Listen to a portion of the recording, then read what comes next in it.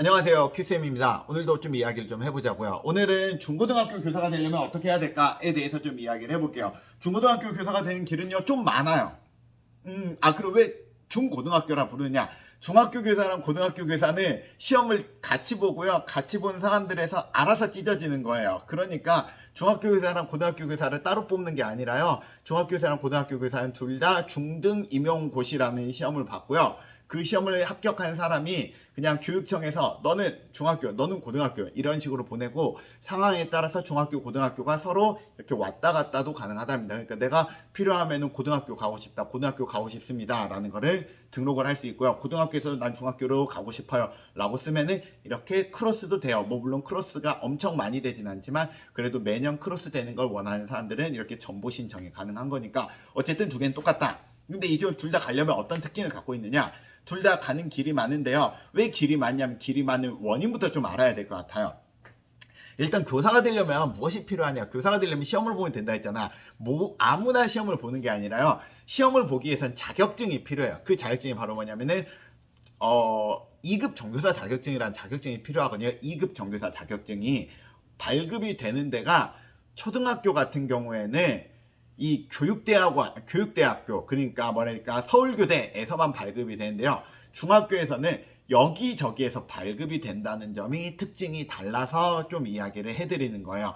그런 면에서 봤을 때, 대부분 봤을 때 중학교 교사가 된 사람들 같은 경우에는 이 중등교육 자격증, 중등 2급 정교사 자격증이 보통 발급이 되는 곳이 세 군데에서 발급이 돼요. 그리고 이 세 군데 중에 어떤 곳을 가든지 여러분들은 나중에 여기에서 자격증을 발급을 받는다면 임용고시를 보면 교사가 될 수 있는 거예요. 그래서 길이 세 가지 길이 있다라고 생각을 하면 될 것 같습니다. 첫 번째 길은 가장 넓은 길이에요. 가장 넓은 길은 뭐냐면 사범대학교에 가는 거예요. 사범대학교, 뭐 사범대, 그러니까 교사가 되기 위한 대학교거든요. 사범대는 여기저기 많아요. 예를 들면 서울대학교 안에 사범대학교가 있어요. 거기 가면 뭐 국어교육과 수학교육과 영어교육과 등등이 있어요. 뭐 그거 아니면은 서울에서 또 많이, 제 주변에서도 많이 보이는 게 이화여대. 이화여대가 사범대학교가 되게 많이 발달돼 있거든. 그러면 그쪽에 가보면은 거기도 똑같이 국어교육과 사회교육과 영어교육과 등등등 여러 가지 교육과들이 있답니다. 하면은 그곳에 지원을 해가지고 거기에 합격을 하잖아요. 그럼 대학교 1학년 때 난 예를 들어서 뭐 기술교육과를 다니는 사람이야. 1, 2, 3, 4학년을 다 끝나고 나면은 4학년 때 졸업시험을 보고 나잖아요. 그럼 2급 정교사 자격증이 나오고요. 그 자격증이 있으면은 임고를 볼 수 있는 거예요. 되게 간단하지. 이거 말고 또 다른 방법으로는 어떤 방법이 있냐면, 두 번째 방법으로는 교직이수라는 방법이 있어요.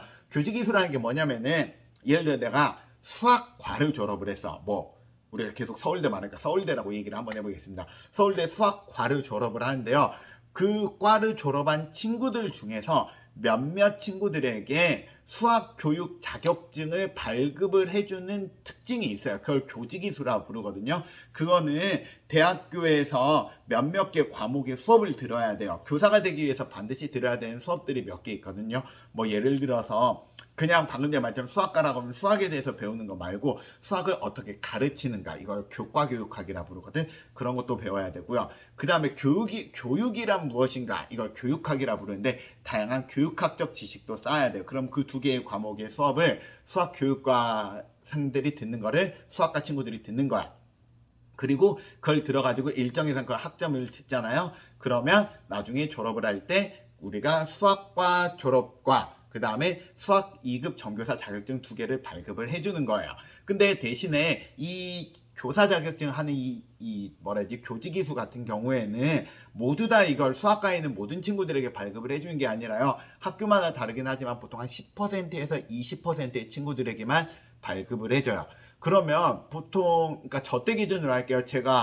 전 대학교 졸업한 지 꽤 됐으니까 저 이후의 상황은 잘 몰라요. 근데 저 때 기준으로 보통 이야기를 해보자면은 한 1, 20% 정도라고 하잖아. 하면은 대부분 20% 안에 있는 친구들, 그러니까 그 학과 내에서도 성적이 있을 거 아니야. 성적이 높은 친구들만 교직이수를 해가지고 그 자격증을 받았지, 성적이 낮은 친구들은 받기 힘들었던 걸로 전 기억이 나요. 그러니까 쉽게 말하면 보통 대학교들이 정원이 한 학과가 보통 한 20명에서 진짜 많은데 한 50명 정도 되거든요. 20명이라고 기준을 잡아보면은 한 대학교 네 동기들 중에서 한 3명에서 한 4명 정도밖에 받을 수가 없었다는 거. 그래서 좀 길이 좀 좁긴 하지만 그렇게 해서도 여러분들이 교사가 되는 길도 있다는 게 두 번째 길이고요.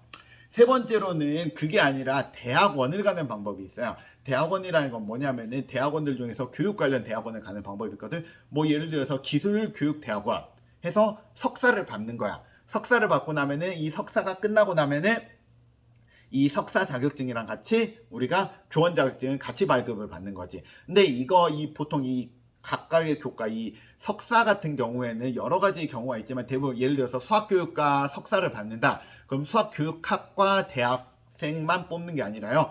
수학 졸업생도 받아요.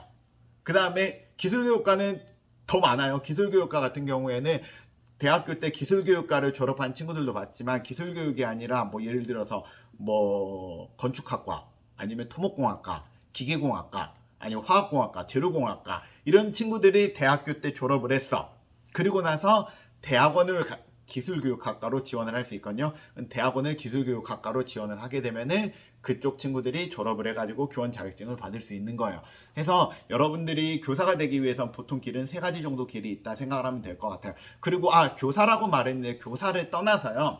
학원 강사도 똑같아요. 학원 강사가 되고 싶어도 대부분 내가 알기로는 자격증이 필요한 걸로 알고 있어요.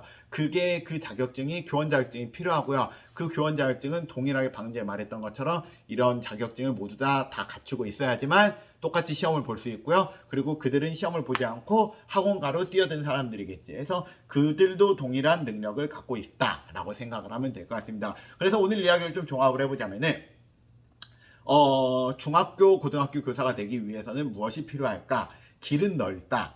그 길은 그냥 교원 자격증을 받으면 된다. 근데 그 교원 자격증을 받는 게 초등학교 교사랑 다르게 중학교, 고등학교 같은 경우에는 그 교원 자격증 발급을 받으려면은 사범대학교를 졸업을 해서 받든 아니면은 일반 대학교를 졸업을 하되 교직이수를 해가지고 받든 아니면은 대학원을 가가지고 대학원을 석사를 끝내고 받든 세 가지 길이 있다라고 생각을 하면 될 것 같습니다. 좀 정리되셨나요? 자, 오늘은 여기까지 하고요. 다음번에는 좀 그것 말고 좀 색다른 길을 하나 좀 알려드릴게요. 색다른 길. 중고등학교나 초등학교 교사를 될 수 있는 색다른 길 하나 알려드릴 테니까 한번 봐보시기 바랍니다. 오늘 끝. 안녕.